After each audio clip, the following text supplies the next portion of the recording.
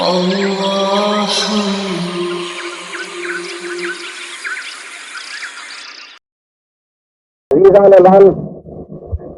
آج جولائی 1968 کی 7 تاریخ ہے اور ہم اپنے درس قرآن کریم کے سلسلہ 9 میں سورہ بقرہ کی ابتدائی آیات سے گزر رہے ہیں۔ سابقہ درس میں یہ حقیقت سامنے آئی تھی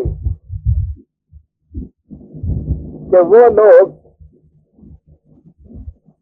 جو کیفیت اپنی یہ پیدا کر لیں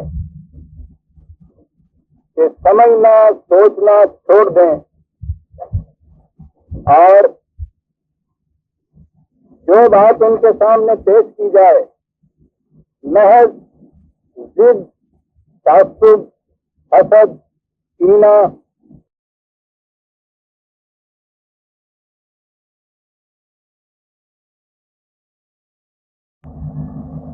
یا اندھی تقلید، حتیٰ کہ تقدیر کے عقیدے کا مادات بھی اس پر غور و فکر نہ کریں بلکہ اسے یوں ہی رد کر دیں، تو کہا یہ کہ ان کی اس روش کا نتیجہ یہ ہوتا ہے کہ آہستہ آہستہ ان کی سمجھنے سوچنے کی صلاحیتیں ہی مفلوج ہو جاتی ہیں۔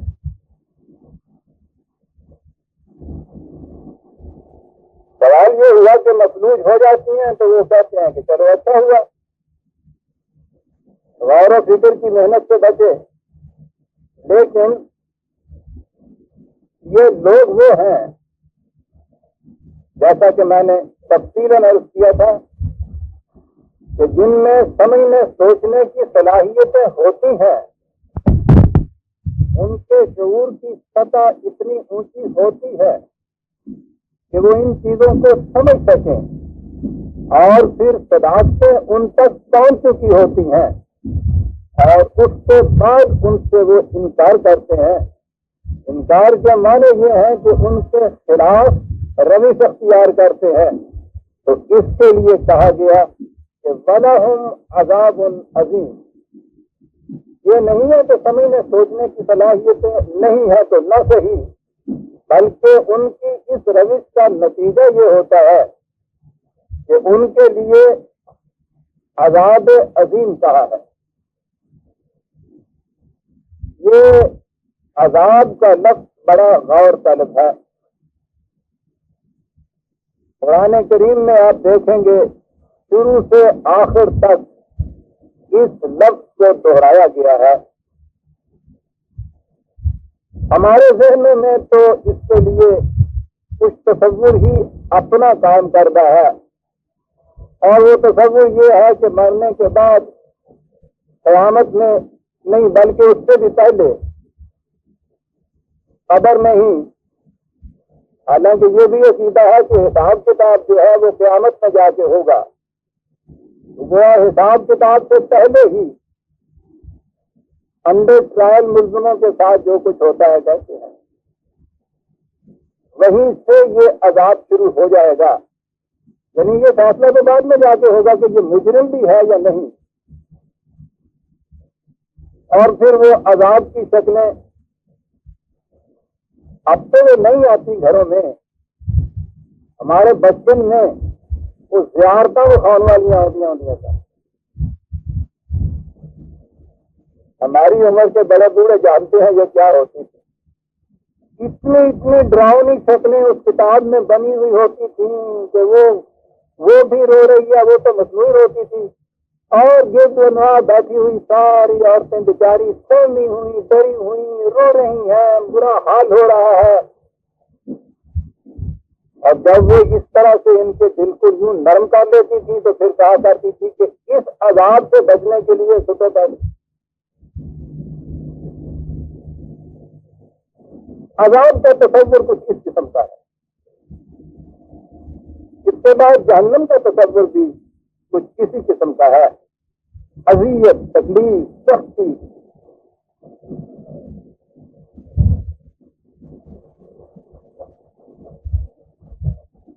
بات یوں نہیں ہے. اور میں کہوں گا جیسا کہ میں دہرایا کرتا ہوں، خود عربی زبان کا یہ اعجاز، اور اسی سے یہ معلوم ہو جاتا ہے کہ اس کتاب کے لیے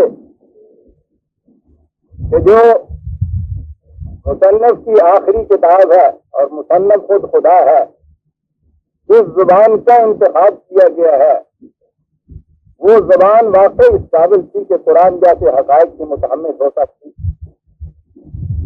آپ دیکھیے گا کہ اس ایک لفظ عذاب کے اندر ساری معنویت کس طرح سمٹ کے آ گئی ہے کہ یہ بات ہے کیا. قرآن کی روح سے زندگی کا تصور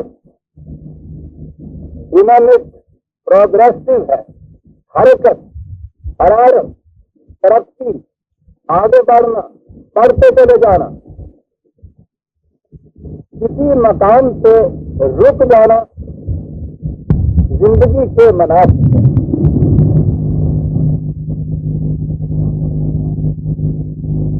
یہ جو کہیں رک جانا ہے پچھلا ارتقاء میں، ایولیوشن کے پروسیس میں رک جانا اور رک جانے کا پھر احساس شدید ہو جانا کہ میں آگے نہیں بڑھ سکتا، اور اس کے مقابلے میں دوسرے افراد یا اقوام وہ زندگی کی دوڑ میں آگے بڑھتے چلے گئے. یہ رک جانے والا، یہ امتحان میں فیل ہو جانے والا، امتحان بھی وہ کہ جو آخری چانس ہو اس کے بعد دوبارہ چانس نہ مل سکے. آپ سوچیے کہ اگر پھر واقعہ حساس ہے وہ بچہ، یہ رک جانا کیا معنی رکھتا ہے. اور زندگی کی دوڑ میں ایک مقام پہ رک جانا، بس یہ رک جانا ہے حقیقت میں جو عذاب ہے. اسی لیے قرآن کریم نے جہنم کے لیے جہیم کا لفظ اختیار کیا ہے، اور جہیم جہنم کے معنی ہے کسی کو کسی مقام پہ روک دینا. ہمیں تو اس کا احساس ہو ہی نہیں سکتا، اس لیے کہ ہم تو رکنے کے عادی ایسے ہو گئے ہیں کہ ہمارے نزدیک حرکت جو ہے وہ جہنم میں لے جانے والی ہے. کل بدعۃ ضلالۃ کل ضلالۃ فی النار دہرایا جاتا ہے ہر خطبے میں، ہر جمعے میں، ہر نماز میں. ہر نئی چیز گمراہی، ہر گمراہی جہنم میں. اب جہاں تصور یہ ہو کہ کوئی نئی چیز ذہن میں بھی اگر آئے تو جہنم میں چلے جائے، اس قوم کو یہ کیا معلوم ہو کہ رکنا جو ہے کیسے عذاب ہوتا ہے.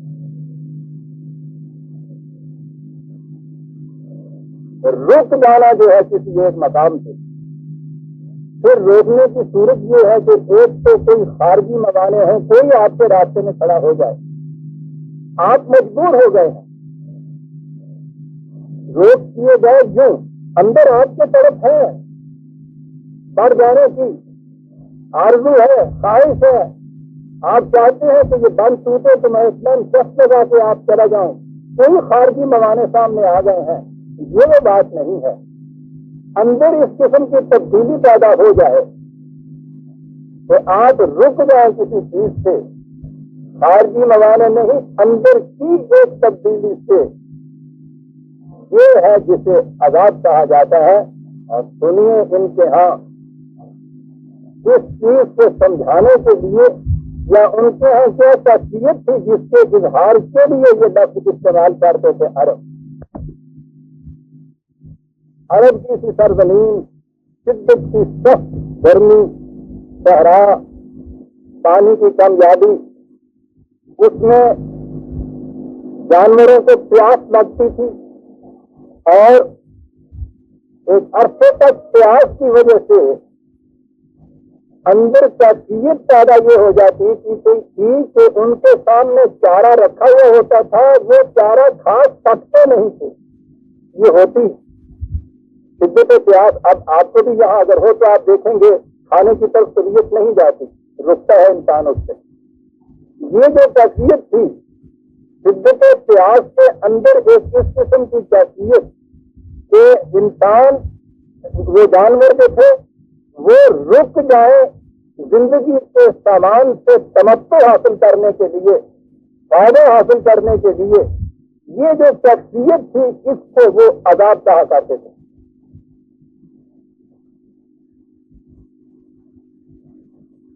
اب آپ سوچئے کہ عذاب کیا ہو؟ سامان جیت سے فائدہ حاصل ہونے سے رک جانا، اور یہ نتیجہ ہو انسان کے اپنے ان اعمال کا جو اس کے اندر اس قسم کی کیفیتیں پیدا کر دیں۔ اصل چیز رک جانا اور روک ہی ہے۔ ایک مکان پہ رک جانا تو اتنا بڑا عذاب ہے کہ حضور نبی اکرم صلی اللہ علیہ وسلم کی وہ حدیث کے جو پتھروں کے ڈھیر میں بھی چمکتے ہوئے موتی کی طرح درخشندہ نظر آتی ہے، پوری قرآن کی تعلیم کا نچوڑ آ جاتا ہے۔ فَمَنِ اسْتَوَىٰ يَوْمَهُ فَهُوَ مَغْمُومٌ، کیا بات! جس کے 2 دن ایک جیسے گزر جائیں سمجھ لیجیے کہ تباہ ہو گیا۔ 2 دن ایک جیسے۔ آج جس کا قدم کل سے آگے نہیں پڑا تباہ ہو گیا۔ 4 لفظ ہیں عزیزان مان، ساری بات اس میں کہہ دی گئی۔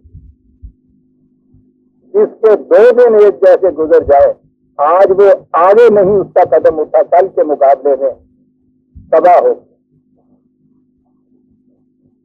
سلسلہ ارتقاء میں قوموں کی اور افراد کی تو کیفیت یہ ہونی چاہیے، ہر نیا چڑھنے والا سورج انہیں ایک قدم آگے لے کے جائے، لیکن جس قوم کی کیفیت یہ ہو جائے اور پھر وہ اس کیفیت کے لیے بھی قیامت بالائے قیامت کہ اس کے لیے بھی وہ کچھ وضع کریں، روایات اور منسوب کر دیں اسی ذات اقدس و اعظم صلی اللہ علیہ وسلم کی طرف سے جنہوں نے یہ فرمایا ہے اپنی امت کے لیے۔ پھر آپ کے یہاں روایات اور اس کی بنا پہ تصور یہ کہ جتنا آپ پیچھے ہٹتے چلے جائیں اتنا ہی آپ کے یہاں کے دور جو ہے ماضی کے درخشندہ ہوتے چلے جائیں، یعنی پیچھے ہٹنے سے آپ کے یہاں زندگی درخشندہ ہو، جتنا آگے بڑھتے چلے جائیں وہ تاریخ سے تاریخ پر ہوتی چلی جائے۔ وہ تو یہ کہا گیا تھا کہ ایک مقام کے اوپر کھڑے ہو جانا جو ہے، رک جانا، وہی تو وہی ہے۔ یہ جائے کہ کیفیت یہ ہو کہ اس کے دل سے پوچھئے، اس کے جگر سے پوچھئے، آج جس کی منزل مقصود کل سے دور ہو، ہر نیا دن ایک قدم پیچھے لے جا رہا ہو۔ تو آپ سوچتے ہیں عزیزان من کہ اس سے بدتر، شدید تر، سنگین تر عذاب کی شکل کوئی اور بھی ہو سکتی ہے؟ لیکن ہم نے تو وہ جہنم مقام ہی دوسروں کا رکھا ہوا ہے، اپنا مقام ہی نہیں رکھا ہوا۔ وَلَهُمْ عَذَابٌ عَظِيمٌ، یہ کیا حالت ہو گئی ہماری اور کیوں ہو گئی اس امت کی یہ حالت؟ سمجھنے اور سوچنے کی صلاحیتیں ہی گم ہو گئی، چھوڑ دیا، یا تو کچھ کیا نہیں، اور اگر کوئی کچھ کیا ہے تو محض اس بات سے مشتعل ہو کر اس کام نے کیا ہے۔ سوچنے سمجھنے کے بعد ٹھنڈے دل سے ایک پروگرام بنا کے اس کے اوپر نہایت استقامت سے زیادہ پیما ہونا، یہ بات ہی نہیں رہی اس کے اندر۔ وَلَهُمْ عَذَابٌ عَظِيمٌ، میں نے عرض کیا ہے کہ سارے قرآن میں آپ دیکھیں گے کہ بڑی تفصیل سے یہ لفظ آئے گا، اس لفظ کی تشریح آئے گی، تفسیر آئے گی، عذاب کی مختلف شکلیں سامنے آئیں گی۔ آج کی نشست میں تو میں اس کی صرف 2 شکلیں پیش کر دوں گا جا کے تصور آپ کے سامنے آ جائے کہ یہ ہے کیا چیز۔ پہلی چیز تو یہ کہ ہم نے عذاب کو ملتوی کر رکھا ہوا ہے صرف قیامت کے اوپر، یہاں کی زندگی میں یہ بات نہیں ہے، وہ وہی ہوگا۔ دیکھیے قرآن کریم اس کے لیے کیا کہتا ہے، 2/50 بات تو وہ یہ کہتا ہے کہ جب خاصیت کسی کی یہ ہو جائے کہ وہ اپنے ضابطہ زندگی کے کسی ایک حصے کے اوپر بس ایمان لائیں اور دوسرے سے انکار کریں تو بظاہر ایسا نظر آتا ہے کہ چلیے جس حصے پہ ایمان لائے ہیں اتنے حصے کا تو فائدہ ہو جانا چاہیے نا. وہ جو حصہ انہوں نے غلط اختیار کیا ہے اس سے نقصان ہونا چاہیے. لیکن یہ چیز یوں سمجھ میں نہیں آتی. نظام زندگی تو ایک ناقابل تقسیم وحدت ہے، اس کا پروگرام بھی ایک انڈیویزبل ہول ہوتا ہے. فارمولہ جسے آپ کہتے ہیں اس کے جو مختلف اجزاء ہیں ان میں یہ نہیں ہو سکتا کہ آپ نے اس میں سے 5 میں سے 3 لے لیے 2 چھوڑ دیے تو آپ نے کہا 60% پاس مارک تو آ ہی جاتا ہے. فارمولے کے کچھ اجزاء میں سے تو کسی ایک چھوٹے سے جز کے بدلے کوئی دوسرا جز اس کے اندر رکھ لیجیے، ساری محنت اکارے چلی جاتی ہے. کسی ڈاکٹر کے نسخے میں کبھی ملا کے دیکھیے نا کہ جو 5-4 دوائیاں جو انہوں نے لکھ کے دی ہیں 2 ایک ان کی لے لیجیے، 1 آدھ حکیم صاحب سے لے لیجیے، کوئی ہومیوپیتھک کے ساتھ گولی لے لیجیے اور پھر اسے کہا کہ دیکھ لیجیے، وہ کہیے کہ صاحب اس میں سے کم از کم 60% تو ان کا میں نے لیا ہے، فائدہ ہو ہی جائے گا نا. آپ دیکھیں گے اس کے نتیجہ کیا ہوگا. یہ کہہ رہا ہے قرآن کہ یہ تو زندگی کے لیے ایک ایسا فارمولہ ہے، کمپیکٹ ہے، اس کو اسی طرح سے استعمال کرو گے تو فائدہ ہوگا. لیکن اگر یہ کیفیت ہے کہ اس کے آگے اس کا جو ہے یعنی جو اپنے لیے منفعت بخش نظر آئے اس کے اوپر کاربند ہو گئے اور جس سے اپنے مفاد سے ضد کرتی ہے اس کے لیے کہہ دیا کہ صاحب سارے قرآن پہ کیوں عمل کیتا نہیں ہے، جتنا ہو سکے کر لینا چاہیے رہ جائے. قرآن کہتا یہ ہے. بات میں یہ کہہ رہا تھا کہ فما جزاء من یفعل ذلک منکم، جو یہ روش اختیار کرتا ہے تم میں سے اس کا نتیجہ اس کے سوا کچھ اور نہیں ہو سکتا الا خزی فی الحیات الدنیا، اس دنیا کی زندگی کے اندر ذلت اور خاری، ویوم القیامت یردون الی اشد العذاب، اور اس کے بعد کی زندگی کے اندر اس سے بھی زیادہ شدید تباہی. اس دنیا کے اندر کی ذلت اور خاری دیکھ لیجئے، یہ خدا کا عذاب ہے. یا آپ دیکھتے جائیے 2/50 2/85، پھر ذلت و خاری ہی نہیں، یہ بھی کوئی چھوٹی چیز نہیں ہے. اس کے بعد محسوس شکلوں میں 16/112 16/112 وضرب اللہ مثلا قریۃ کانت آمنۃ مطمئنۃ یأتیہا رزقها رغدا من کل مکان. کیا بات مثال کے ذریعے سے کہتا ہے خدا کہ میں ایک بات واضح کرنا چاہتا ہوں. ایک تھی بستی، اس کی کیفیت یہ تھی کہ رزق کی فراوانیاں ہر طرف سے چلا آ رہا ہے. فکفرت بانعم اللہ، انہوں نے خدا کی ان نعمتوں کو، ان آسائشوں کو، رزق کے اس سامان سے تو ڈھانپ کر چھپا کے رکھ دیا، عام نہ اس کو ہونے دیا، ہر ایک نے سمیٹ لیا اور چھپا چھپا کے رکھ دیا. اس کا نتیجہ یہ ہوا اس قوم کے اوپر فأذاقها اللہ لباس الجوع والخوف بما كانوا يصنعون. کیفیت یہ ہو گئی کہ اندر قوم کے بھوک کا عذاب آ گیا، باہر سے ہر وقت خطرہ اور بھڑکا لگا رہنے لگا. بما كانوا يصنعون، وہ جو کچھ اپنے لیے مصنوعی طور پہ کھڑا کرتے تھے، حقیقی نظام نہیں تھا، نظام حقیقی کا نام تھا. یہ عجیب چیز یسنعون یہاں قرآن نے کہی ہے کہ وہ نام تو وہ حقیقی نظام کا رکھتے تھے لیکن وہ ہوتے تھے مصنوعی بنا ہوا. صبح سے شام تک اسلام کا نام، اس کی وجہ سے ہوا اس قوم سے یہ کہ بھوک اور خوف کا عذاب اس سے مسبت ہو. اور فرمایا آپ نے کہ عذاب کی دوسری شکل کیا ہے؟ ایک اور شکل میں نے عرض کیا تھا کہ 2-4 مثالیں میں پیش کروں گا، اور وہ کہ جس آئینے میں ہمیں اپنی صورت نظر آ جائے کہ بات ہماری کہی جا رہی ہے. 6/65 عذاب کی مختلف شکلیں قرآن نے بتائی. قل هو القادر على ان يبعث عليكم عذابا من فوقكم. کبھی عذاب کی شکل ہمارے یہ ہوتی ہے کہ اوپر کا طبقہ جو ہے وہ اس قسم کی حرکتیں کرتا ہے کہ اس کی وجہ سے اس معاشرے کے اندر اس قسم کی تباہیاں آ جاتی ہیں. بھوک اور خوف اور یہ تمام چیزیں اوپر کے طبقے میں ہوتی ہیں.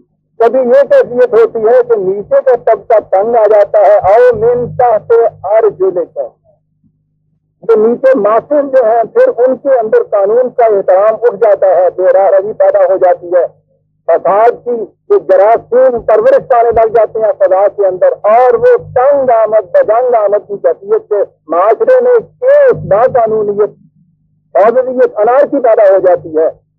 کبھی عذاب اس شکل کے اندر آیا کرتا ہے. اور یلبسکم شیئا ویذیق بعضکم بعض بعض، یا یہ ہو جاتا ہے کہ اس میں مخلوط قسم کی پارٹیاں بن جاتی ہیں. اوپر کے لیڈر نیچے سے کچھ ووٹر وہ ملائے اور انہوں نے مختلف پارٹیاں بنائے اور لگے ایک دوسرے کے خلاف پھر جنگ کرنے کے لیے. کبھی یہ شکل پیدا ہو جایا کرتی ہے. انظر کیف نصرف الآیات لعلہم یفقہون، دیکھو ہم کس طرح سے حقیقت کے مختلف پہلوؤں کو تمہارے سامنے ان کے سامنے لاتے ہیں تاکہ کسی طرح سے بھی بات ان کی سمجھ میں آ جائے. لیکن جنہوں نے کیفیت یہ پیدا کر لی ہے اپنے سے مورے لگا رکھی ہوں، وہ یفقہون کی کیفیت ان میں پیدا کیسے ہو سکتی؟ وہ تو لوٹا لوٹا کر پھرا پھرا کر بات کرتا ہے، مختلف پہلو لاتا ہے، گردشیں دیتا ہے، لیکن یہ تو انہیں کے لیے ہے جو سمجھ سوچ کے کام دینے والے ہیں. اور ایک اور مثال اس کے بعد آگے چلوں گا. 3/104 3/104. سوچیے عزیزان من، عذاب کی شکل سنگین ترین. ولا تكونوا كالذين تفرقوا واختلفوا من بعد ما جاءهم البينات. دیکھو ان لوگوں کی طرح نہ ہو جانا کہ خدا کی واضح ہدایت اور دلائل ان کے سامنے آ گئے، اس آنے کے بعد انہوں نے باہمی اختلاف کیا اور فرقے پیدا کر لیے اپنے اندر. بات وہاں سے ہوئی تھی وَلَهُمْ عَذَابٌ عَظِيمٌ، یہ تھا نا جہاں سے میں نے عذاب کے معنی لیے عذاب عظیم. یہاں آپ نے دیکھا واضح ہدایت آ جائے، قرآن سے زیادہ واضح ہدایت اور کون سی ہو سکتی ہے. اس کے بعد اختلافات پیدا کیے جائیں اور فرقے بنا لیے جائیں دین کے اندر. کیا ہوگا نتیجہ؟ اولئک لہم عذاب عظیم، یہ ہے جن کے لیے عذاب عظیم ہوتا ہے. ہم برادران عزیز کمیشن بٹھاتے ہیں اس چیز کے لیے، دیکھنے کے لیے کہ ہماری یہ کیفیت کیوں پیدا ہو گئی. ضرورت ہی نہیں ہے. اگر 4 آیتیں قرآن کی سامنے آپ کے ہوں، بات ساری واضح ہو جاتی ہے کہ یہ عذاب عظیم کیوں ہے. لیکن ہماری تو کیفیت یہ ہے نا کہ یہ قرآن کی آیتوں کو ہم نے تقسیم کر رکھا ہے. غیر المغضوب علیہم مغضوب علی یہود، اچھا جی، ولا ضالین عیسائی. اس کے بعد یہ چیز مناسب کرنے والے مدینے میں گروہ ہوا کرتا تھا. سارا سسٹم آگے آپ کو پتا ہے قرآن کریم ان کو انکار کرنے والوں کو ایک قول نقل کیا کرتا ہے. قرآن تو کہتا ہے ان کے سامنے جب یہ باتیں بیان کرو تو قالوا کہتے ہیں اساطیر الاولین، یہ پہلے لوگوں کی کچھ باتیں ہیں جو اس کے اندر آئی ہوئی ہیں، ہمارا تعلق نہیں ہے. ہم نے سارے قرآن کو اساطیر الاولین قرار دے دیا ہوگا. کوئی آج پڑھیے کہ بتا دیں گے یہ خلاف ہے اس کے متعلق آئی ہے. کوئی کچھ تو متعلق بھی یہ کیا گا کہ یہ جنت کا پاسپورٹ جو ہے سارے لے آ جائے. یہ باقی سارا قرآن جو ہے تقسیم ہو چکا ہوا ہے. ایک ایک آیت اس کے متعلق یہ اس کے متعلق. اور وہ کیا یہ رہا ہے کہ جو دین میں فرقے پیدا کرتے ہیں، فرقے کو قرآن کریم نے عزیزان من فرق کہا، الگ سے فری. اور یہ ہے کہ وَلَهُمْ عَذَابٌ عَظِيمٌ، وہی عذاب عظیم جہاں سے ہم نے بات کی تھی ان کے لیے عذاب عظیم ہے. مجھے آگے بڑھنا چاہیے.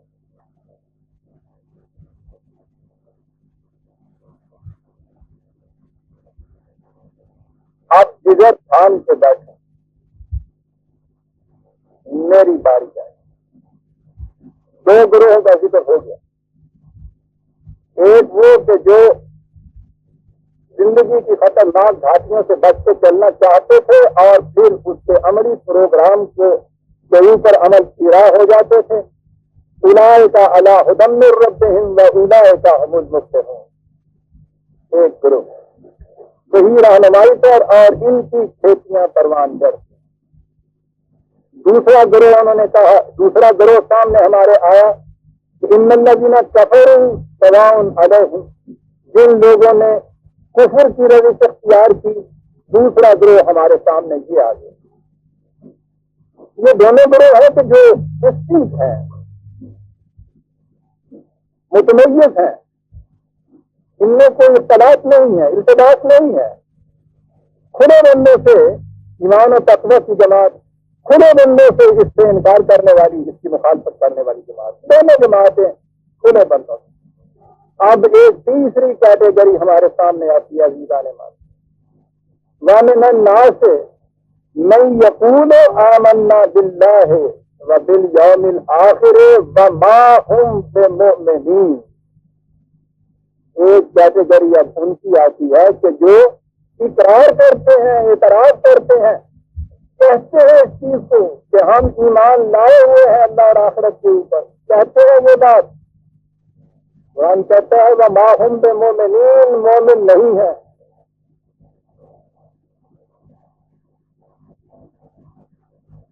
ہمارے سامنے آیت آئی تو ہم نے کبوتر کی طرح آنکھیں بند کرنے کے لیے کہہ دیا مدینے میں منافقوں کی ایک جماعت ہوا کرتی تھی، یہ ان کے متعلق۔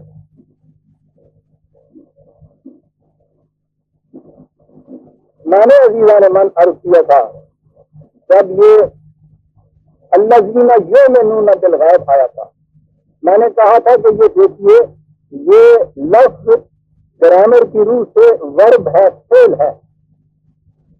جو لوگ یہ کرتے ہیں، ایمان کوئی ایسی چیز ہے کچھ کرنا ہوتا ہے اس میں، اس کے بعد کہا جاتا ہے یہ۔ اسی لیے اسی کے بعد جب وہ لفظ آیا تھا ان الذین کفروا، تو میں نے کہا تھا کہ یہاں پھر ورب ہے، یہ کچھ اس کے خلاف کرنا ہوتا ہے جس کو آپ پھر کافر کہیں گے۔ ایسا کرنے والا مومن، ویسا کرنے والا، کرنے کی بات ہے۔ آپ دیکھیے قرآن کا اعجاز، یہی چیز جو میں کہہ رہا تھا کہ ورب یا فعل کی بنا پہ اس نے پہلے دونوں فعل کے چیزیں استعمال کی ہیں جس کے معنی کرنا ہے کچھ مومن ہونے کے لیے۔ یہاں کہتے ہیں من الناس من یقول آمنا، کرنا کچھ نہیں، کہتے ہیں کہ ہم، قرآن ہے عزیزان مان۔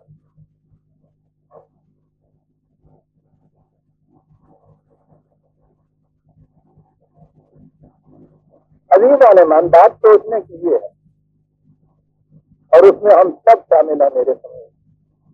ہم نے کچھ کیا ہے جس کے بعد ہم یہ کہیں کہ ہاں وہ جو سیوا ورب کا ہے، فعل کا ہے، اس کے مطابق کچھ ہوا ہے تو پھر ہم مومن کہیں۔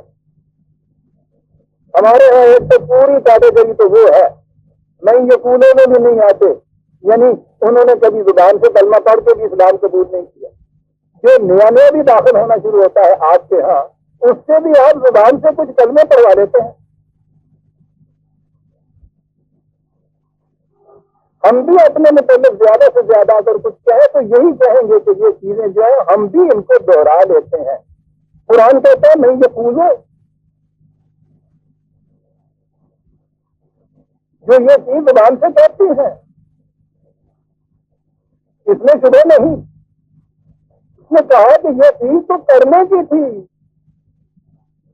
لیکن ان کی کیفیت یہ ہے کہ کہتے ہیں وما ہم بمؤمنین، مومن نہیں ہے، یعنی کیوں نہیں ہے تفصیل میں تو آگے جا کے آئیں گے۔ بنیادی طور کے اوپر لاجیکلی یہاں کنٹراڈکشن ہے کہ ایک بات کرنے کی ہے، کرتا ایک شخص نہیں ہے، صرف کہتا ہے، وہ کیا ہو جائے گا جو کرنے کے بعد ہے؟ خیر بڑی اچھی چیز ہے، تو ایک سے بڑا خوشگوار اثر پڑتا ہے اس کا۔ زندگی بڑھ جاتی ہے اس سے ہماری۔ یہ سارا کچھ ایک انسان بستر میں لیتے ہوئے، سگریٹ منہ میں لیے ہوئے، اخبار سامنے رکھتے ہوئے دوہرائے چلا جا رہا ہے۔ واللہ باللہ العظیم، خدا کی قسم بالکل سچ کہتا ہوں، بڑی عجیب چیز ہوتا ہے۔ ٹھیک ہے، یہ کچھ کہنے والا، ہر روز دہرانے والا وہ ہو جائے گا جو سحر کرنے والا ہوتا ہے۔ سیدھی سی بات ہے، وہ کچھ کرنے کا نام ہے، یہ صرف کہنے کا نام ہے۔ میں یہ کھولو عمل اجاز ہے قرآن کا جانمان سوال یوں ہی نہیں کہ کوئی منافقین کا گروہ ہے جس کی طرف توجہ ہماری جائے۔ بات بڑی صاف سی ہے، کچھ کرنے کے بعد وہ کیفیت پیدا نہیں کی تھی، کوئی ایمان کہتے ہیں، زبان سے کہتا ہے یقول آمنا باللہ وما ہم بمؤمنین۔ یہ جو چیز ہے پھر میں گرامر بھی چاہوں، فعل کے ساتھ ایک فائد ہوتا ہے۔ یہ جو چیز ہے علم حاصل کرنا، یہ ایک مرد ہے، اس نے علم حاصل کیا، جب وہ علم حاصل کرتا ہے تو اسے عالم کہتے ہیں، علم حاصل کرنے والا۔ یہ جو چیز ہے مومن جو اسی قسم کا ہے، ایمان کی کیفیت پیدا کر لینے والا۔ کچھ کرنے کے بعد یہ چیز آنی تھی، وہ کہتا یہ ہے کہ یہ اس نے یہ کچھ کیا نہیں کہ جس کے بعد یہ گرامر کے لحاظ سے ہی اس کے اوپر اسے فائل کا سیدھا جو تھا آج اس کے اوپر ہو جاتا ہے۔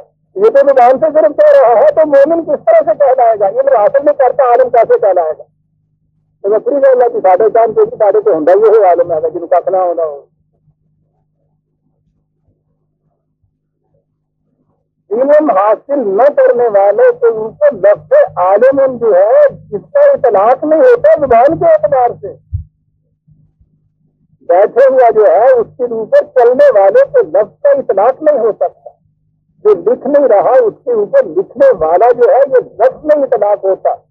قرآن یہ کہہ رہا ہے کہ یہ کچھ کرنے کی بات تھی، کرنے کے بعد یہ کرنے والا جو ہے کہلا سکتا تھا۔ ایمان کیا ہے نہیں، میں زبان سے کہہ رہا ہوں، وہ کہتا ہے کہ گرامر کے لحاظ سے زبان کے اعتبار سے بھی تو اس سے یہ نہیں کہہ سکتے وما ہم بمؤمنین، مومن نہیں ہے، کچھ اور کہلائیے۔ چند مثالیں میں عرض کروں گا ورنہ یہ تو سارا قرآن سامنے آ جائے گا۔ ان دو کیٹیگری کے اندر تمیز کرتا ہوا، مومن ہے مومن نہیں ہے۔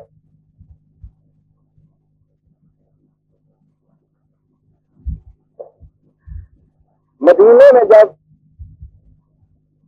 اس جماعت مومنین کی اپنی مملکت قائم ہو گئی، حکومت قائم ہو گئی، طاقت و حسمت دولت و ثروت یہ سب چیزیں ملی، تو ارد گرد کے قبائل جو تھے یہ بدو، وہ ان چیزوں سے متاثر ہو کر خواہ یہ کہیے کہ ان کی قوت کی وجہ سے، یعنی جسے ڈر کہتے ہیں، یا کہیے کہ یہ جو اٹریکشن تھی ایک قوم حاکم کے ساتھ مل جانے میں اس کی وجہ سے، کچھ بھی بات تھی،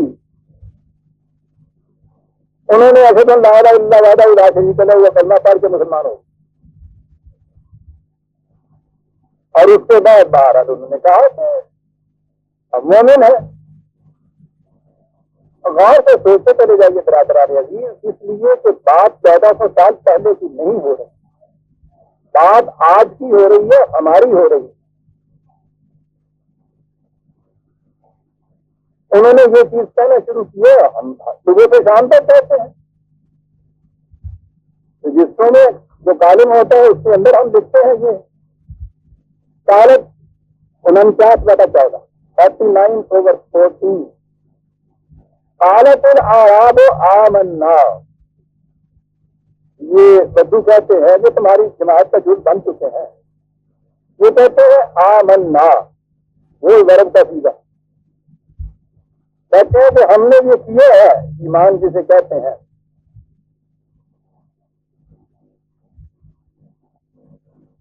قولوا اسلمنا، کہا یہ مت کہو تم نے وہ کچھ کیا ہے نہیں، یہ کہہ دو کہ ہم نے سرنڈر کر دیا، ہم جھک گئے، اس کے ساتھ شامل ہو گئے تمہارے ہاں سے، یہ نہ کہو ایمان لے آئے۔ کہہ دینے سے تو ایمان والی بات ہوتی نہیں ہے، کہ تو کرنے کی بات تھی، وہاں انہوں نے کہا ہے آمنا، کہا یہ غلط کہتے ہو، اور پھر ہم سے تو کہا ہوگا کہ آپ کی زبان کے اعتبار سے بھی اسلمنا ولما يدخل الایمان فی قلوبکم، اس لیے کہ ایمان تو ایسی چیز ہے جو ایک مسلسل غور و فکر، تدبر و تفکر، علم و بصیرت، دلائل و براہین کی روح سے دل کے اندر ایک چیز کا جاذبی ہو جانا، کنوکشن پیدا ہو جانا، اس کا نام ہے ایمان۔ وہ تو نہیں ہوئے تمہارے ہاں، ابھی تک ایمان تمہارے دل کی گہرائیوں میں نہیں گیا۔ آپ دیکھتے ہیں دو کیٹیگری قرآن میں خود جہاں واضح طور پہ بیان کر دی، اسی قوم کے افراد ہیں وہ۔ اب میں نے لفظ قوم کا استعمال کیا، ابھی اس کی میں تشریح کروں گا، لیکن اس کے اندر اس نے خود یہ تمیز کر دی کہ ابھی یہ بات نہ کہو ولما، ابھی تک دل ایمان تمہارے دل کی گہرائیوں میں نہیں پہنچا ہوا۔ کیا کرو اس کے بعد؟ وَإِن تُطِيعُوا اللَّهَ وَرَسُولَهُ لَا يَلِدْكُم مِّنْ أَعْمَالِكُمْ شَيْئًا، ٹھیک ہے، اس کے اندر تم آ گئے۔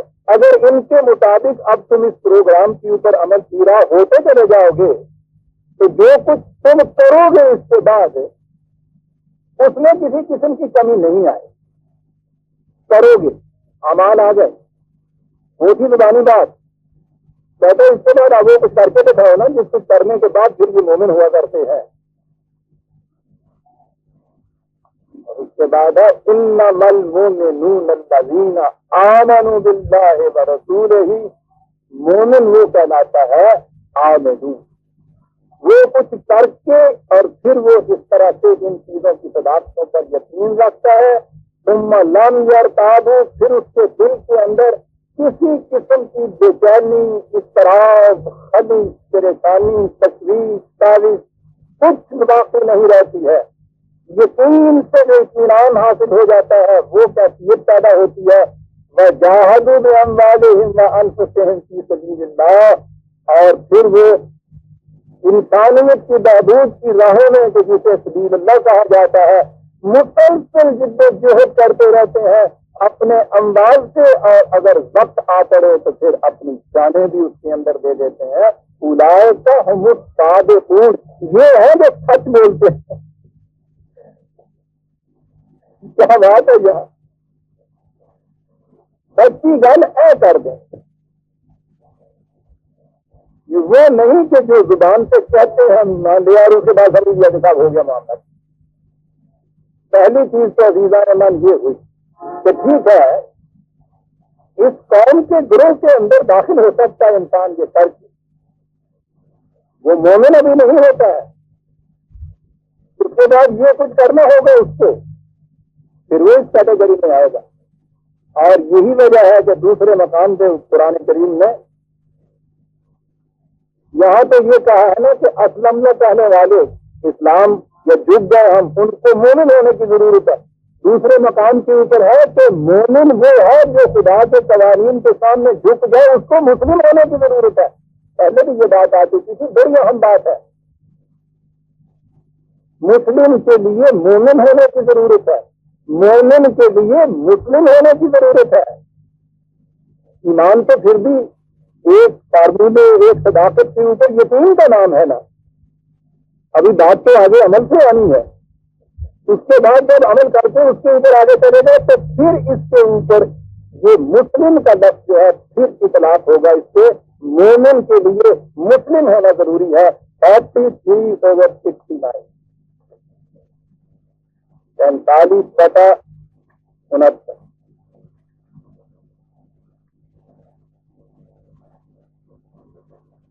الذین آمنوا بآیاتنا وکانوا مسلمین، کنوکشن ہوتی ہے ان کو ہمارے قوانین کے اوپر، یقین رکھتے ہیں، اور اس کے بعد پھر وہ ان کے سامنے اپنے آپ کو جھکا دیتے ہیں۔ دونوں چیزیں اکٹھی ہو گئی۔ میں نے یہ کہا ہے کہ اس قوم کے اندر داخل ہونا یہ ایک چیز ہے، اور اس کو میں واضح کر دوں کہ یہ ٹھیک ہے، قومی اعتبار سے ایک جماعت ہے جسے آپ مسلمان کہتے ہیں،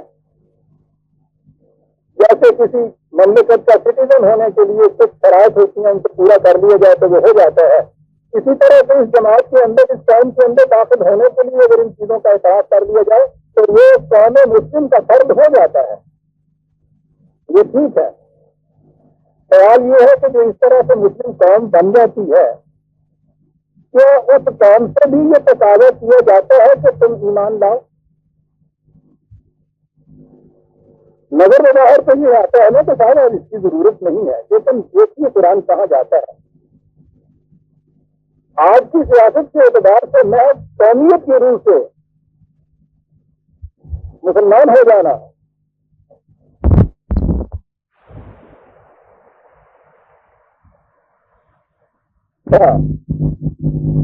ایک شخص اس قوم کا فرد بن گیا ہے، کیا اس کے بعد بھی اس سے تقاضا کیا جائے گا ایمان لانے کا؟ یہ قرآن کیا کہتا ہے؟ یا الذین آمنوا، تخاطب ہے اس قوم کی، مومن یہ قوم جو ہے 61 ہوتا ہے، 61/10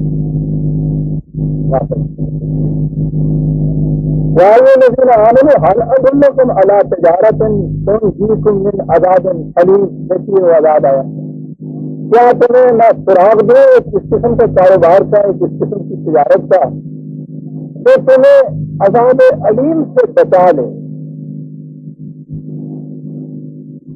بات جو میں کہہ رہا ہوں اس سے مرکوز کیجیے توجہ، یا ایھا الذین آمنوا، مخاطب کیا جا رہا ہے یہ کہہ کے یا ایھا الذین آمنوا، اس کے بعد ہے کہ آؤ تمہیں سراغ دو، کیا کرو؟ تؤمنون باللہ ورسولہ، ایمان لاؤ اللہ اور اس کے رسول کے اوپر۔ تو خطاب کیا جا رہا ہے یا ایھا الذین آمنوا، اس کے بعد ان سے یہ کہا جا رہا ہے کہ ساتھ ایمان لاؤ۔ اور فرمایا آپ نے کہ پہلا یا ایھا الذین آمنوا جو ہے وہ ہے قومیت کے اعتبار سے جو مسلمان ہو جاتا ہے، اس قوم کے اندر شامل ہو جاتا ہے، ٹھیک ہے، جو ان صداقتوں پہ یقین رکھنے کے بعد اس کا جز بنتا ہے، ہم انکار نہیں ان سے کر سکتے، نہ ہی یہ جو ہم اس وقت بھی ہمارے یہاں کی یہ قوم کروڑوں کی ہے، ہم یہ نہیں کہہ سکتے کہ یہ مسلم قوم نہیں ہے، یہ کفار ہیں۔ ان سے مخاطب کیا جا رہا ہے تو ان سے کہا جا رہا ہے کہ یہ کچھ تمہیں بھی کرنے کی ضرورت ہے، تؤمنون باللہ ورسولہ، یہ کیا بات ہوگی، کیا کیا جائے گا؟ وَتُجَاهِدُونَ فِي سَبِيلِ اللَّهِ بِأَمْوَالِكُمْ وَأَنفُسِكُمْ، وہی بات جو ابھی پہلے کہی گئی تھی، تم نے ان صداقتوں پہ علی وجہ البسیط یقین کرنے کے بعد اللہ کے راستے میں تم نے اپنے مال اور جانوں سے مسلسل جدوجہد کر دی۔ ذالکم خیر لکم ان کنتم تعلمون، اگر تم علم و بصیرت سے کام لے کر غور کرو تو تمہیں نظر آ جائے کہ یہ چیز کتنی بہتر ہے تمہارے لیے جو ہم کہہ رہے ہیں۔ یا ایھا الذین آمنوا یہ خطاب ہے، کہا جا رہا ہے تؤمنون باللہ۔ دوسرے مقام پہ بھی یہی چیز دہرائی ہے، 4/136، 4/136۔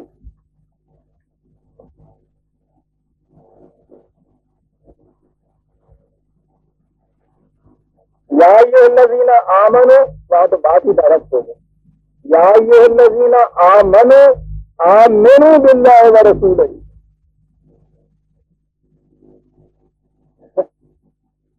آپ دیکھ رہے ہیں نا کہ ایک زیر اور زبر کے فرق سے عربی زبان میں کیا ہوتا ہے۔ یا ایھا الذین آمنوا، اے قوم مسلم کے افراد، یوں ہوگی یہ بات، آمنوا باللہ ورسولہ والکتاب الذی نزل علی رسولہ، ایمان لاؤ اللہ اور اس کے رسول پہ اور اس کتاب کے اوپر کے جو خدا نے نازل کی ہے۔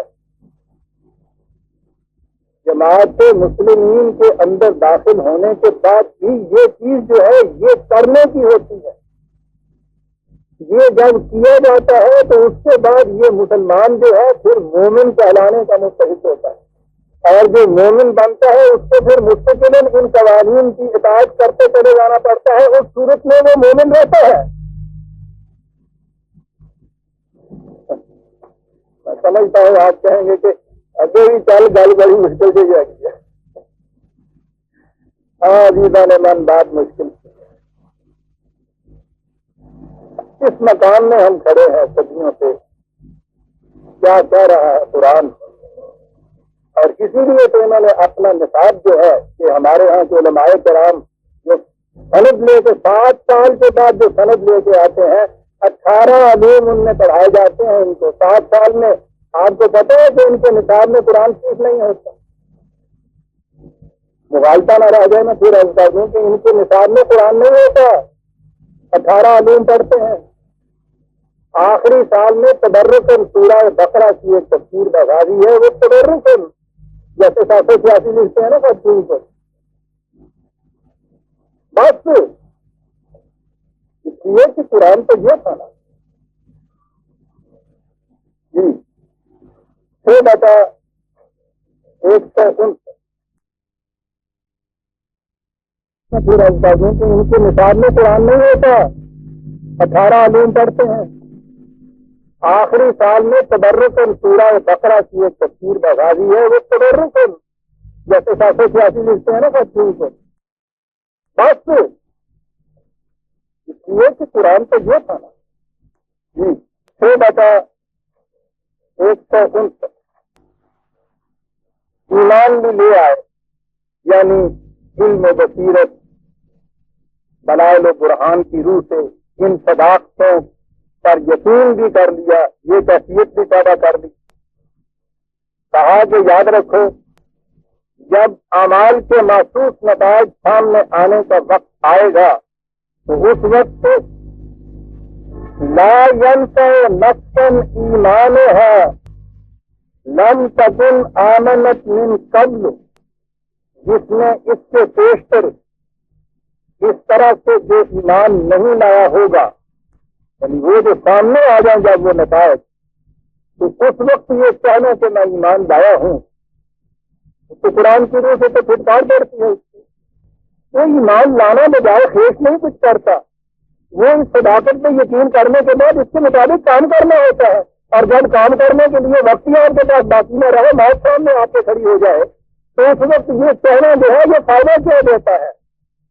عام لوگ تو ایک طرف رہے عزیزان من، آپ کو معلوم ہے فرعون جیسا ایک بادشاہ مقابلے میں کھڑا ہے صاحب ضرب سلیم کے، اس قدر وہاں حد و ضرب ہو رہی ہے، اور بہرحال بہت بڑا مقام تھا۔ اس ایک کے ایمان سے پوری کی پوری قوم جو تھی وہ مسلمان ہو سکتی تھی، آج کے الفاظ میں ہم یہ کہیے۔ جب وہ ڈوبنے لگا ہے، نماز سامنے نظر آئی، قرآن میں ہے عزیزان من، افسانہ نہیں ہے، قرآن میں ہے، تو اس نے یہ کہا کہ میں ایمان لاتا ہوں موسیٰ اور ہارون کے رب کے اوپر۔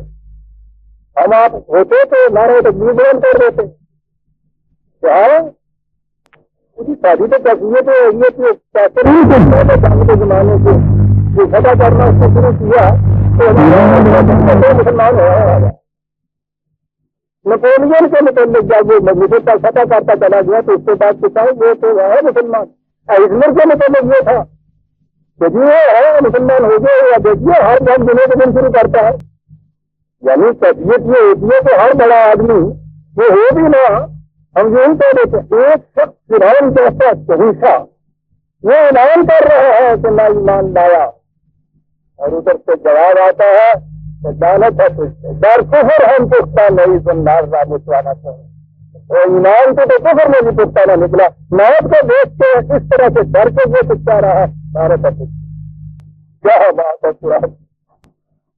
بات یہ ہے عزیزان من، یہ محض ان کی صداقتوں کا اعتراف میں کہتا ہوں دل سے بھی اگر کر دیا جائے، اور اس وقت کیا جائے کہ جب اب عمل کے لیے موقع باقی نہیں ہے، کچھ فائدہ نہیں۔ جس کے آخری سانس آ رہے ہیں وہ طبیب کی حذاقت پر دوائی کی مقبولیت کے اوپر ایمان لے رہا کہ واقعی اس میں شفا ہے، اور سانس و آخری اس کا یہ ایمان لے رہا ہے، اس کا کچھ فائدہ دے گا؟ اس وقت کی بات تھی جب ابھی اس علاج کے لیے وقت باقی تھا۔ جی لا ينفع نفس ایمانها لم تكن آمنت من قبل، جو اس سے پہلے نہیں ایمان لایا تھا کچھ فائدہ نہیں دے گا، بات اگلی ہے.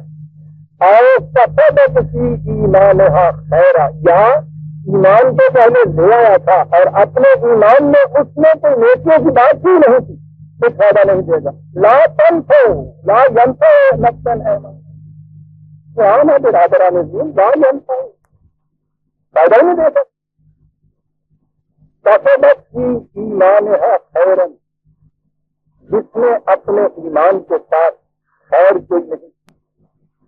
آپ دیکھ رہے ہیں کہ کہاں لے جا رہا ہے قرآن، بے بتا اس کو پڑھنا چاہ اسی میں وہ بات بے بتا خراب ایک تو وہ پیچھے،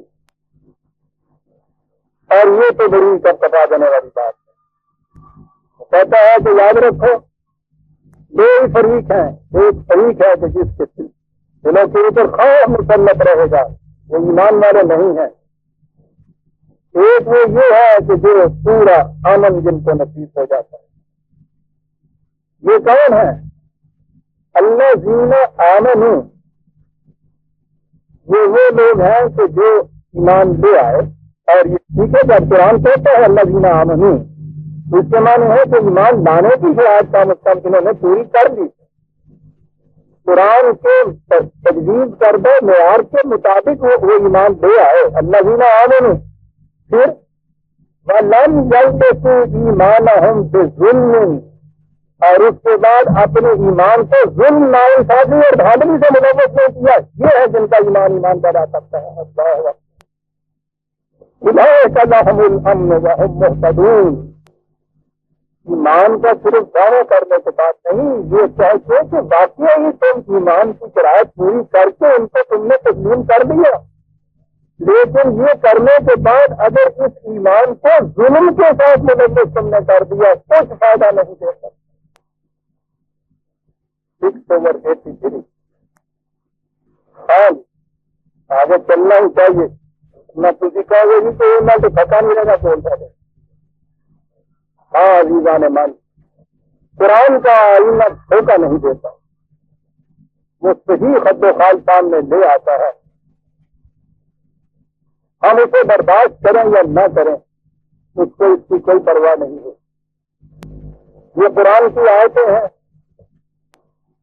یہ ان کے ریفرنسز جو ہیں آپ نے دیکھ لیے ہیں، خود جا کے ان پہ غور کرتے رہیے گا اور پھر سوچ لیجیے گا کہ ہم کس مقام سے کریں. بات یہ ہوئی تھی کہ وَمِنَ النَّاسِ مَن يَقُولُ آمَنَّا بِاللَّهِ وَبِالْيَوْمِ الْآخِرِ وَمَا هُمْ بِمُؤْمِنِينَ. مومن نہیں. ہم نے دیکھ لیا کہ یہ کیوں نہیں ہے. یہ دیکھ لیجیے گا کہ یہ تمام ہی وہ کیٹیگری نہیں ہے کہ جو زبان سے کہتے وقت ہی اپنے دل میں یہ کہہ دیں کہ ہم نے کہہ تو دیا ہے کسی نہ کسی طرح سے، کسی لالچ میں آ کے کسی ڈرنے کے بعد، اور دل میں اس وقت ہی وہ یہ چیز کہیں کہ نہیں صاحب یہ غلط ہے. منافق کی کیٹیگری ایک آتی ہے. یہ تو وہ کیٹیگری ہے جو صرف زبان سے کہتے ہیں اس چیز کو، کر کے ایمان نہیں لاتے. ایمان لانے کے بعد یہ چیزیں نہیں ہوتی، مطمئن ہو جاتے ہیں. فریب نفس، سیلف ڈسپشن، یہ جنرلی ہوتا ہے. نیک نیتی سے بھی فریب نفس ہوتا ہے. کہا کہ یہ کیٹیگری جو ہے کن لوگوں کی ہے، کیا کرتے ہیں یہ یخادعون اللہ والذین آمنوا. عجیب چیز ہے، یخادعون اللہ. عام معنی ہوتے ہیں یہ فریب دیتے ہیں اللہ کو. اور جماعت مومنین، وہ جماعت کو جو ان تمام معیاروں کے پورا اترنے کے بعد پھر حقیقت مومنین کی جماعت کہلانے کی مستحق ہے. یخادعون، یہ لفظ بڑا جامع ہے. دال عین کے ناطے ہیں یہ بولا جاتا ہے پہلے تو ایسا راستہ جو بظاہر نظر آئے تو منزل کی طرف لے جائے گا، لیکن منزل کی طرف لے نہ جائے. بڑی گہری بات. دھوکے میں نہیں آپ رہ رہے, یہی اپنے ذہن میں آپ نے جو سمجھا ہے اس کے مطابق آپ سمجھ رہے ہیں کہ لے جائے گا, لیکن یہ تو آپ کے ذہن کے فیصلے پہ بات چھوڑتا نہیں. وہ تو یہ کہتا ہے کہ جو سائنٹسٹ لگے ہوئے ہیں تم نے ان کو بھی کنسلٹ کیا ہے, ان سے بھی پوچھ لیا ہے کہ یہ جا رہے ہیں اپنے جی سے فیصلہ کر لیا ہے. ہو سکتا ہے کہ یہ فیصلہ جسے ہم کہتے ہیں, میں کہتا ہوں کوشش نہایت ایمانداری سے نیک نیتی سے کیا ہوا ہو. اتنے غلط فیصلے ہیں جو بڑی ہی نیک نیتی سے کیے ہوئے ہوتے ہیں, ان کا بھی نتیجہ تباہی ہوتا ہے. میں اکثر جو کہا کرتا ہوں کہ ہماری بڑی بوڑھیاں رات کو جو بچہ سوتا نہیں تھا, یہ کبھی تحقیق نہیں کرنی کہ یہ سوتا کیوں نہیں ہے, اس کے لیے وہ ذرا سی افیون دے دیتی تھی کہ بچہ سو جائے. مامتا سے دیتی تھی, محبت سے دیتی تھی, اس لیے بھی ہوتی تھی کہ بچہ چیز سے بدحال ہو رہا ہے, سوئے گا نہیں بیمار ہو جائے گا. یہ کیفیت بچے کو علاج کرنے کے لیے راستہ نہیں کرتی تھی, لیکن اس کی نیک نیتی تھی افیون کے اس مضر اثر کو تو روک نہیں سکتی تھی جو وہ کر رہی تھی. لہٰذا یہ چیز کے ساتھ اور بڑی نیک نیتی سے یہ چیز وہ کرتے ہیں, بڑی عقیدت مندی سے جاتے ہیں وہ تو مزاروں چیز سے. یہاں عقیدت مندی اور نیک نیتی کا سوال نہیں, آبجیکٹو اسٹینڈرڈ ہیں. آپ تو کہتے ہی اسے ہیں جو ٹھوس حقیقت کی شکل میں آپ کے سامنے ہو, آپ کے ذہن کا تصور یا عقیدہ یا نظریہ حق نہیں کہلاتا. اس میں امکان ہوتا ہے نیک نیتی کی بنا پر فروغ نفس کا. جب آپ آبجیکٹو اسٹینڈرڈ ہو تو پھر تو نہیں, جس کا امکان رہتا. ترازو صحیح بات اس چلنے کے بعد تو فروغ کا موقع کوئی نہیں رہتا. پریاس میں یہ چیز رہتا ہے. دوائی پینے کے بعد اس کا نتیجہ اس میں دھوکہ نہیں ہو سکتا. لہٰذا یہاں یہ بھی سوال نہیں ہے کہ بڑی نیک نیتی سے سمجھ رہا ہے, وہ راستہ جو سمجھ رہا ہو کہ صحیح راستے منزل کی طرف لے جائے گا, لیکن وہ منزل کی طرف نہ لے جائے. وہ دینار کے جسے پورے اطمینان سے جیب میں رکھا ہے, یہ سمجھتے کہ کھڑا ہے لیکن وہ کھوٹا ہے, خود کو بھی یہ کہتے ہیں. یہ تو ہوئی افراد کی کیفیت جو خادعون اللہ. میں ابھی آتا ہوں لا یخدعون انفسہم. دوسری چیز ہے کہ جماعت مومنین کو بھی یہ اس طرح فریب میں رکھتے ہیں. یہ بات بڑی سمجھنے کی ہے. یہ کیا کیٹیگری ہے؟ پھر آ جائیے عربوں کی طرف, پھر آ جائیے ان کی زبان کی طرف. بدوؤں کی زندگی, صحرا میں 4 نخل, 4 درخت, پانی کا چشمہ, 2 خانے, 5 بکریاں, 2-4 اونٹ, دل کائنات.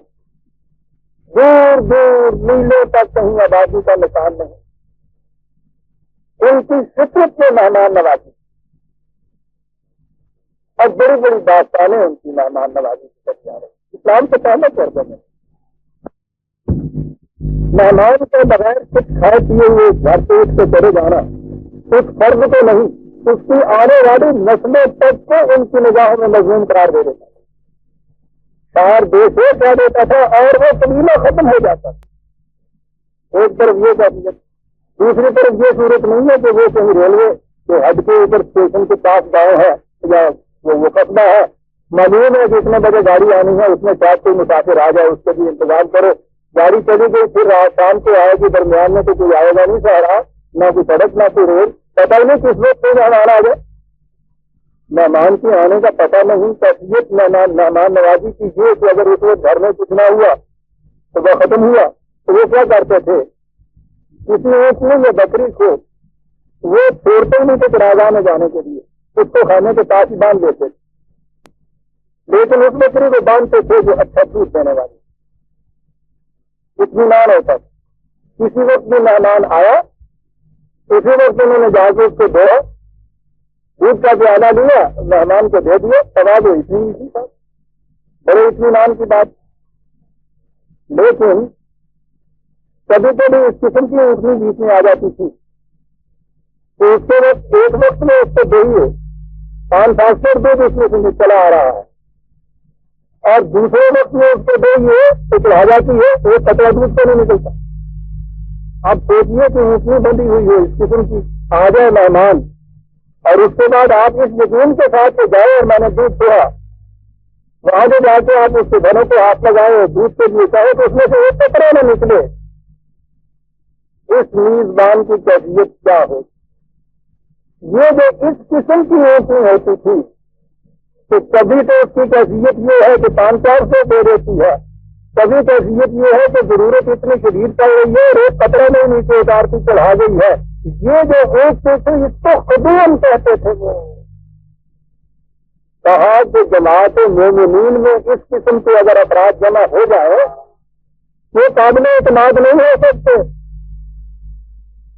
اگر تو کیفیت یہ ہوگا کہ کبھی کسی نے کچھ دے ہی نہیں تو چلیے آپ نے رائٹ آف کر دیا کہ صاحب ان کو تو اس میں آپ گنیے ہی نہیں، شماری نہ کیجیے، لیکن کیفیت یہ ہو کہ کسی وقت ان کے جذبات کو جو اپیل کیا اور وہ جذبات میں آ جائے تو سب سے زیادہ بڑھ کے آگے یہ کچھ کر رہے ہیں۔ آپ نے یہ اعتماد کیا کہ وقت آ پڑا اگر تو کوئی بات نہیں ہے، یہ ہے کہ وہ ایسا اتنا کچھ دے دیں گے، این ایسے کرائسس آ گئے، وقت آ گیا اور اس کے بعد جو آپ اس سے چیز دے تو بھی آ گئی۔ معاشرے میں ان افراد کے اوپر کبھی اعتماد نہیں کیا جاتا۔ یہ ہے خدا برادران عزیز و یکس ہوا یکس اللہ ہے واللہ جینا آمن، یہ اللہ جینا آمنوں کے ساتھ جو خدا کی کیفیت ہوتی ہے نا ان لوگوں کی، یہ وہ میں بیان کر رہا ہوں۔ عزیزان مان، قرآن ایسی جماعت تیار کرتا ہے جو اس قسم کے مستعد مزاج نہیں ہوتے کہ ان کے جذبات کو اپیل کیا جائے تو پتہ نہیں کیا کچھ وہ کر دکھائے، اور دوسرے وقت میں دیکھا جائے جذبات اگر ٹھنڈے ہو چکے ہیں تو پھر اس کے بعد یہ کیفیت ہو تو خدا ہو جائے وہ تو ایک بیلنس پرسنالٹی چاہتا ہے، ایک متوازن شخصیت چاہتا ہے۔ الذین قالوا ربنا اللہ ثم استقاموا، ایک دفعہ کہہ دیا کہ ہاں ربوبیت کا نظام خدائی کا ہے تو پھر اس کے بعد جم سے کھڑے ہو گئے۔ تنزل علیہم الملائکہ، یہ ہے جن کے اوپر ملائکہ اترے کرتے ہیں۔ جماعت کے افراد یہ ہونے چاہیے جن سے ہر وقت بھروسہ کیا جا سکے کہ یہ یہی کریں گے، کوئی وقت کیوں نہ آ جائے یہ ایسا ہی کریں گے۔ بس یہ کہ یہ وہ لوگ ہیں کہ جو جماعت مومنین کے اندر رہتے ہوئے ان کے لیے اس طرح کے دھوکے کا باعث بنتے ہیں۔ اب یہ جو کیفیت ہے اللہ کو دھوکے دینے والے، جو جماعت کے اندر اس کا کیفیت رکھنے والے، کہا وما یخدعون الا انفسہم، بظاہر یہ سمجھتے ہیں کہ ہم دھوکہ دے گئے، اللہ کو بھی دھوکہ دے گئے، اس جماعت کو بھی دھوکہ دے گئے۔ کہا غلط، دھوکہ اپنے آپ کو دے رہے، اسے سب کہتے ہیں، خود فریبی کہتے ہیں، فریب نفس اس کو کہتے ہیں۔ یہ اپنے آپ کو دھوکے دینے والی بات۔ وقت تنگ ہو گیا، بات تھوڑا لمبی ہے، 2-4 منٹ بات لے لوں گا۔ یہ جو انسان کا اپنا نفس اپنی ذات ہے، اس کا اور خدا کا تعلق، قرآن کے روح سے بنیاد جو ہے انسان کی اپنی ذات جو ہے اس کے اوپر ایمان، اپنے آپ کے اوپر ایمان، اپنے آپ سے سچا ہونا، اپنے آپ کو دھوکہ نہ دینا، دوسروں کا دھوکہ نہیں، اپنے آپ کو دھوکہ نہ دینا۔ یہ جو چیز ہے اپنے آپ کو دھوکہ نہ دینا۔ دوسرے مقام پہ قرآن نے کہا وَلَا تَكُونُوا كَالَّذِينَ نَسُوا اللَّهَ، ان لوگوں کی طرح نہ ہو جانا کہ انہوں نے خدا کو فراموش کیا۔ کہاں خدا کو فراموش کیا؟ یہ دو بات کہا فَأَنسَاهُمْ أَنفُسَهُمْ، یعنی یہ وہ لوگ ہیں کہ جنہوں نے اپنے آپ کو بھلا دیا، خود فراموش، اپنے متعلق یہ کرتے، خود اپنے آپ کو نہیں پتا، اس کو بلایا، یہ ہے خدا فراموشی۔ من خدا کو یاد رکھنا، اس کو ایمان لے آنا، یہ سارا کچھ کر دینا، اس سے تو خدا کا کچھ نہیں بنتا ہے، اگر نہیں ہے نا آدمی اس کو اس سے کیا بنتا ہے؟ یہ سارا پروگرام جتنا بھی ہے وہ تو انسان کی اپنی ذات کی، اپنی پرسنالٹی، اپنے ہی نفس کی ڈیولپمنٹ کے لیے سارا کچھ ہے۔ اس لیے خدا کو بھلا دینے کے عملی معنی یہ ہے، قرآن کہتا ہے کہ تم نے اپنے آپ کو بھلا دیا حقیقت. اور یہاں کہا ہے کہ جسے خدا کو دھوکہ دینا کہا گیا ہے، یہ در حقیقت اپنے آپ کو دھوکہ دینے والی بات ہے. اپنے آپ کی چیز قرآن میں ایک جگہ کہی ہے 4/111. یہ تو عزیزان مان جب میں نفس سے، ذات سے، پرسنالٹی پہ آؤں گا آگے چل کر، اس وقت قرآن کریم کی متعلقہ آیات کے سامنے لاؤں گا کہ وہ ہیومن پرسنالٹی کے متعلق، انسانی ذات کے متعلق کیا کچھ کہتا ہے. لیکن یہاں ایک بڑی عجیب چیز ہے، مجرم جرم کرتا ہے، کسی کی چیز چھین لیتا ہے، کسی کو مارتا پیٹتا ہے، کسی کو قتل کر دیتا ہے، خوش ہوتا ہے کہ میں نے اس کو کچھ نقصان پہنچایا، اس کے خلاف کچھ میں نے کیا. عزیزان من، یہ ایک آیت اگر سامنے رکھ لی جائے، انسان قرآن کے روح سے جو نظام عدل اور جزا اور سزا کا جو فلسفہ ہے، یہ یہاں کے معاشرے کی جزا اور سزا کے متعلق ایک آیت بات صاف کر جاتی ہے. اور اگر اس کی تعلیم سے ہی دلوں کے اندر جا گزین ہو جائے، معاشرے میں جرم باقی نہیں رہ سکتا. تو کہتا ہے یہ سمجھتا یہ ہے کہ میں نے دوسرے کے خلاف یہ کچھ کیا، یہ جرم. وَمَن يَكْسِبْ إِثْمًا، جس نے یہ ایسا کچھ کیا ہے، فَإِنَّمَا يَكْسِبُهُ عَلَىٰ نَفْسِهِ، کسی دوسرے کو کیا اس نے نقصان پہنچایا ہے، اپنے آپ کو تباہ کر دیا. یہ جرم اس نے اپنے خلاف کیا ہے. یہ لفظ ہے عَلَىٰ نَفْسِهِ، اپنے خلاف. 4/111 4/111 عظیم آیت. مَن يَكْسِبْ إِثْمًا فَإِنَّمَا يَكْسِبُهُ عَلَىٰ نَفْسِهِ.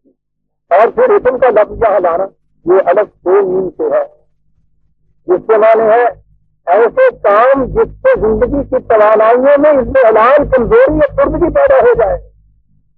جو سمجھتا ہے کہ میں نے کسی دوسرے کو دھوکہ دیا، اس کے خلاف جرم کیا، وہ اپنی ذات کے خلاف جرم کرتا ہے. عزیزان مان، اگر یہ چیز کہیں ایمان کے درجے پہ پہنچ جائے تو دوسرے کے متعلق جو میں جرم کروں گا، فریب کروں گا، نقصان پہنچاؤں گا، وہ در حقیقت میں اپنی ذات کے خلاف یہ کچھ کروں گا. اپنے خلاف کون جرم کرتا ہے دنیا میں؟ جرم کا وجود نہیں رہتا. مجسٹریٹ کی آسانی حضرت ابو بکر صدیق نے کریٹ کی تھی مدینے میں. سال بھر تک کے لیے وہ آسانی رہی، سال کے بعد یہ آسانی جو کیس کی اجازت کر دینی پڑی، مقدمے کو نہیں آیا جرم کا. آئے گا کیوں؟ ان کا تو ایمان تھا کہ دوسرے کے خلاف جو کچھ میں کر رہا ہوں، میری اپنی ذات کے خلاف وہ ہو رہا ہے.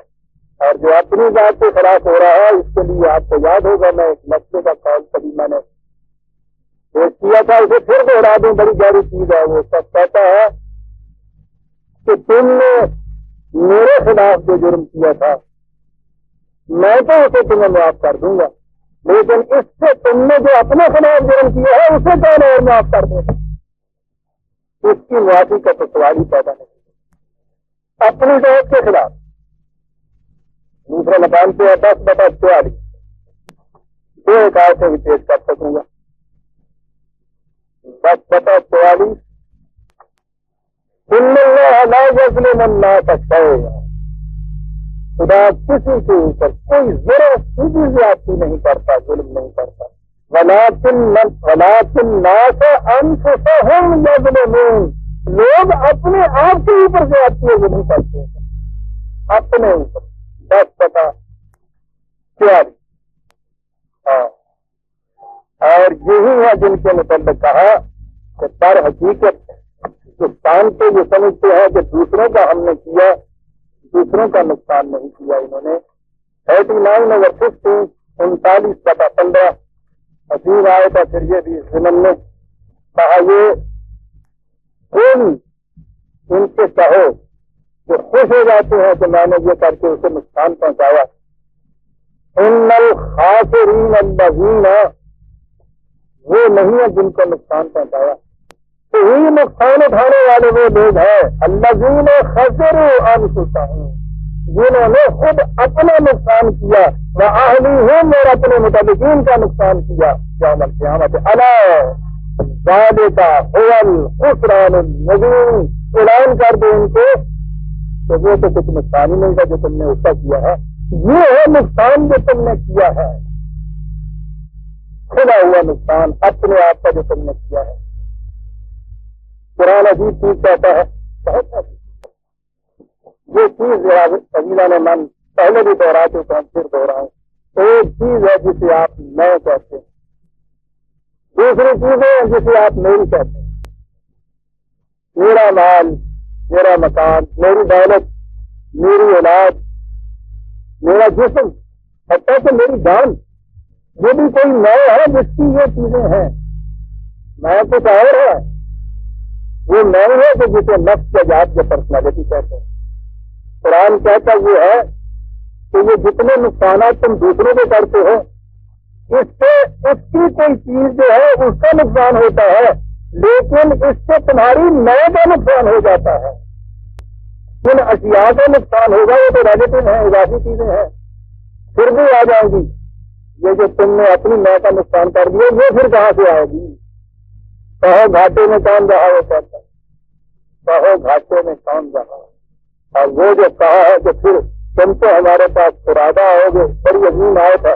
اس کے معنی یہ ہے کہ جتنے چیزوں کو تم میری کہتے ہو، حتیٰ کہ یہ جسم میری جان، تو کہتے ہیں کہ جنہیں جنہیں تم میری کہتے ہو وہ ساری موت کے ساتھ یہاں آ جائیں گی اور تمہاری میں میرے سامنے آئے گی۔ اس لیے کہا کہ یہ جو چیزیں ریلیٹیو اضافی ہیں ان سے کبھی نقصان بھی ہوتا ہے تو اس کی فکر نہ کرو، سوچتے یہ کہ اس میں کا نقصان نہ ہو جائے، اس میں آنا ہے ہمارے سامنے۔